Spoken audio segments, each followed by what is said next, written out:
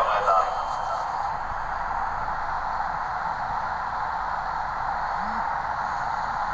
اگر کوئی شخص جمعیت علماء اسلام کے ساتھ اس لیے وابستہ ہے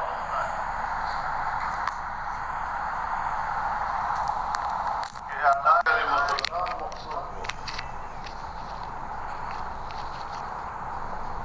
تو یہ ایک روحانی مقصد ہے، عظیم تر مقصد ہے. اعلیٰ کلمت اللہ کے لیے محنت اور کوشش مالی اور جانی اس کو جہاد تصور کیا جائے گا، اور اگر اس راستے میں موت آتی ہے تو وہ موت بھی فی سبیل اللہ موت ہوگی، شہادت کی موت ہوگی، کیونکہ مقصد بڑا عظیم ہے. لیکن چونکہ ہمارا میدان پارلیمانی سیاست کا ہے، ہم الیکشن لڑتے ہیں، اسمبلیوں میں جاتے ہیں، اس سے آگے ہم حکومتوں میں جاتے ہیں، اور حکومتیں وسائل پر دسترس رکھتی ہیں، ان وسائل پر کہ جن وسائل کے ساتھ عام آدمی کی ضرورتیں وابستہ ہوتی ہیں. چنانچہ جب آپ پارلیمانی سیاست کریں گے، حکومتی مقام پر بھی پہنچیں گے، وسائل پر آپ کو دسترس بھی حاصل ہوگی، عام آدمی کی اس سے ضرورتیں وابستہ ہوں گی، تو پھر عام آدمی ہجوم بھی کرے گا آپ کی طرف، اور وہ آپ سے طلب کرے گا، روزگار طلب کرے گا، سہولتیں طلب کرے گا، اسکول کا مطالبہ کرے گا، ہسپتال کا مطالبہ کرے گا، سڑک کا مطالبہ کرے گا، نوکری کا مطالبہ کرے گا. اب ظاہر ہے کہ یہ سب وہ مادی خواہشات ہیں اور وہ سب مادی ضرورتیں ہیں جو آپ پر ہجوم کرائے. یہ مرحلہ ہوتا ہے تصادم کا، کہ ادھر سے آپ کی جماعت سے وابستگی کا مقصد ایک روحانی اعلاء کلمت اللہ، ادھر آپ کا میدان وہ کہ جہاں پر آپ پر مادیات اور مادی ضرورتیں اور خواہشات حملہ آور ہوتی ہیں. تو پھر اس تصادم کو ظاہر ہے کہ ہم ریاضت اور مجاہدے کی یونیورسٹی کہتے ہیں. یہ خانقاہیں پھر ہماری نظر میں ایسی ہیں جیسے پرائمری اسکول وغیرہ ہوتے ہیں.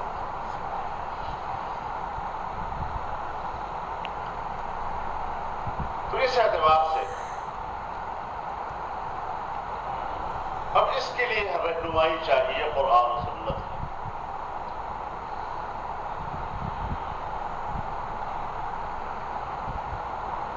کس طرح ایک مادی چیز روح کی ترقی کا سبب بنتا ہے.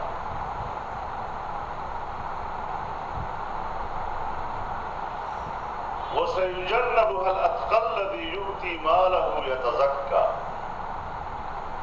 مال ہے سبب تزکیے کا. خُذْ مِنْ أَمْوَالِهِمْ صَدَقَةً تُطَهِّرُهُمْ وَتُزَكِّيهِمْ. مال ہے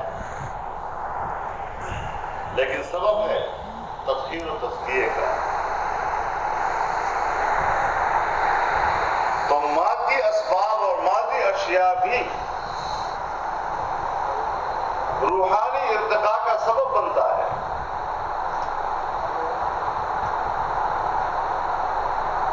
اور کیا خارج میں اس کا کوئی مصداق ہے؟ میرے نزدیک خلافت راشدہ اس کا مصداق. ایک طالب علم کی حیثیت سے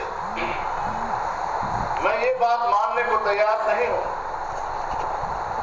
کہ حضرت عمر فاروق رضی اللہ تعالیٰ عنہ ساری رات نفلیں پڑھتے گزارتے تھے. وہ عام لوگوں کی حالت معلوم کرتے تھے، گلی کوچوں میں ملتے تھے، کہیں خیمہ ہے تو وہاں پہنچتے تھے، بچوں کی رونے کی آواز آ رہی ہے، اپنے کاندھے پر آٹے کی بوری لاد کر اسے گھر تک پہنچاتے تھے اور فرماتے تھے لو مات القلب جوعا على شط الفراغ لكان مسؤولا عنه يوم القيامة.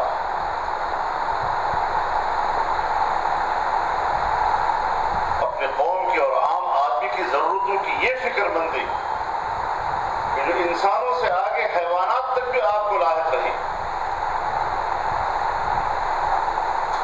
یہ کیسے کہا جا سکتا ہے کہ مادیات سے مکمل لا تعلق رہ کر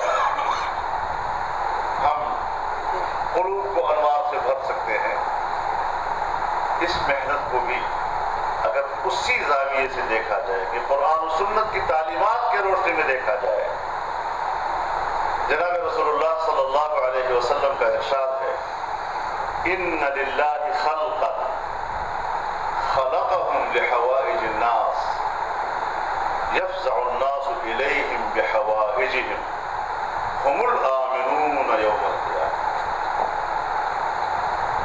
لوگوں کی ضرورتوں کو پورا کرنے کے لیے بھی اللہ نے کچھ لوگ پیدا کیے ہوتے ہیں،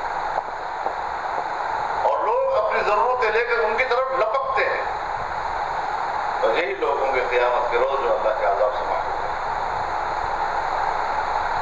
تو اس تصور سے اگر یہ خدمت کی جائے، اذا اراد اللہ بعبده خیرا یصرف حوائج الناس الیہ،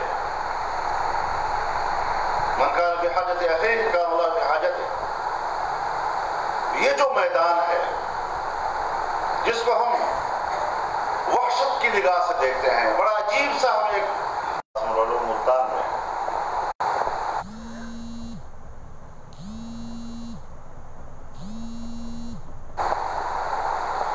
تو فرمایا کہ میں کبھی سوچتا ہوں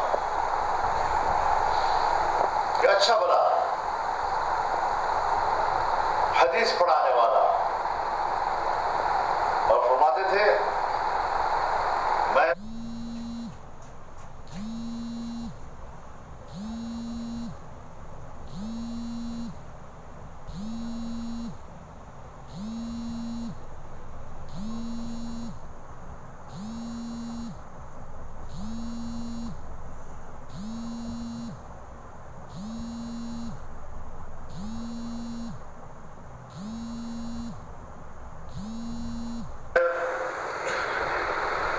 زبردست مدرس طلبا کے سامنے میں تکلف ہی کرتے، اور یہ تم بیٹھے ہوئے ہو استاد، ان سب سے اچھا مدرس ہوں.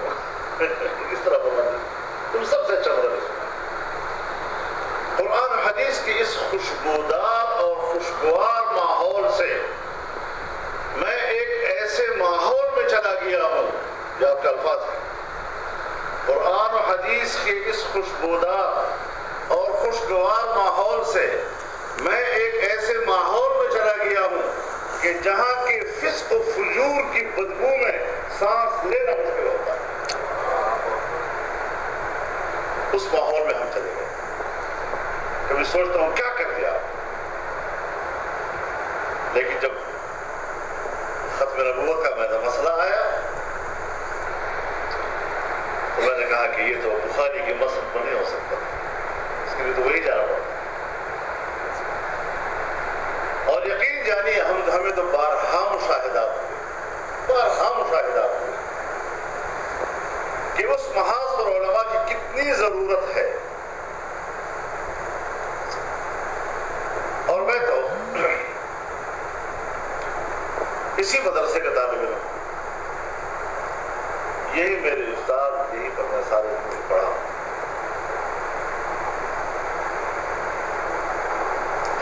صرف نحو کے گردان سے لے کر بخاری شریف اور ترمذی شریف تک اسی مدرسے میں پڑھا. 10 سال میں نے ان مدرسوں کے مطبخ کی دال میں گزارا کیا. مطبخ کا دال کھا کر ہم نوجوان ہوتے ہیں، لیکن اس میدان میں جو ہمیں مشاہدات ہوئے کہ کیا کیا مشکلات آتی ہیں اور کس طرح ہمیں اس کا سامنا کرنا ہوتا ہے. حالانکہ ہمیں اس کا اعتراف ہے کہ حضرت مفتی صاحب رحمہ اللہ کا، مولانا غلام غوث ہزاروی رحمہ اللہ کا وہ علم اور تقوی یہاں مفقود ہے، لیکن پھر بھی جب ایک